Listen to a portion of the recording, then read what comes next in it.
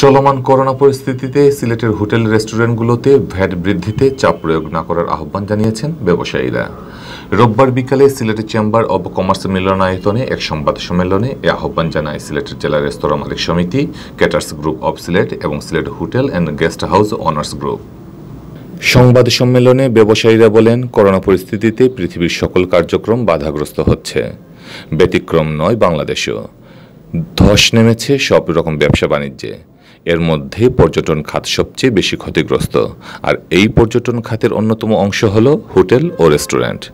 দেশে করোনার প্রকোপ বাড়লে এবং সরকার লকডাউন ঘোষণা করলে মার্চ মাসের শেষ দিকে দেশের সকল হোটেল রেস্টুরেন্ট বন্ধ হয়ে যায়।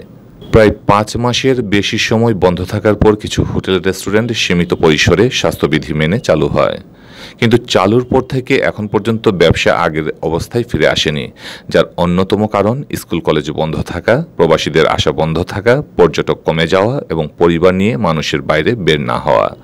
এ অবস্থায় হোটেল রেস্টুরেন্ট চালু করে লাভ করা তো দূরের কথা, প্রতিষ্ঠানের খরচ বহন করাই সম্ভব হচ্ছে না।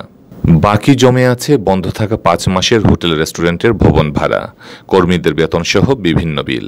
এগুলো এখন আমাদের পরিশোধ করতে হিমশিম খেতে হচ্ছে। এই সকল চাপ নিতে না পেরে একের পর এক হোটেল রেস্টুরেন্ট বন্ধ হয়ে যাচ্ছে। প্রতিষ্ঠানগুলো এখন টিকে থাকার সংগ্রাম চালিয়ে যাচ্ছে। হোটেল ও রেস্টুরেন্ট ব্যবসায়ীরা বলেন, হোটেল রেস্টুরেন্টে নিয়ে আমরা যখন টিকে থাকার সংগ্রাম করছি, এই পরিস্থিতিতে সিলেটে কাস্টমস, এক্সাইজ ও ভ্যাট কমিশনারেট থেকে বাড়তি ভ্যাট প্রদানের জন্য চাপ সৃষ্টি করা হচ্ছে। আগের চেয়ে 3-4 গুণ বেশি ভ্যাট দিতে বলা হচ্ছে। কোনো হোটেল রেস্টুরেন্টে ভ্যাট কর্মকর্তারা অভিযানও পরিচালনা করেছেন, যা এই সময়ে আমাদের টিকে থাকার সংগ্রামকে বাধাগ্রস্ত করছে, যা কোনোভাবেই কাম্য নয়।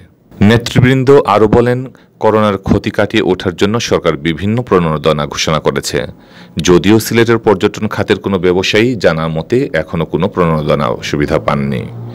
এমতাবস্থায় ভ্যাট কর্তৃপক্ষের এমন আচরণে আমরা অত্যন্ত মর্মাহত। ভ্যাট রিটার্ন দাখিলে কোনো হয়রানির সম্মুখীন হলে হোটেল ও রেস্টুরেন্ট ব্যবসায়ীরা বৃহৎ কর্মসূচি দিতে বাধ্য হবে।